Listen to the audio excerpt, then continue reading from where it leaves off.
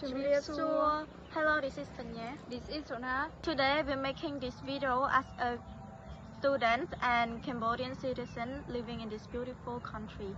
And this is the message to the world to know the truth too. Cambodia do not ask for any war. All we want is peace. Thailand keep invading Cambodia again and again.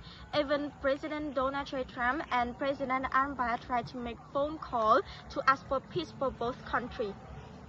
Also, Thailand don't respect peace agreement in Malaysia that was signed by both Prime Minister.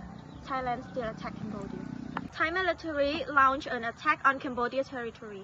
Especially they are using F-16 fighter jet drop a lot of bombs in some area of our country. Such as Pravihia Province, Udon Minchoi Province, Monte Minchoi Province, Battambang Province, Po Sap Province, Koh Province, and also recently in Siem Reap Province. Some our ancient buildings, our beautiful Pravihia Temple and Takrabai Temple got destroyed either.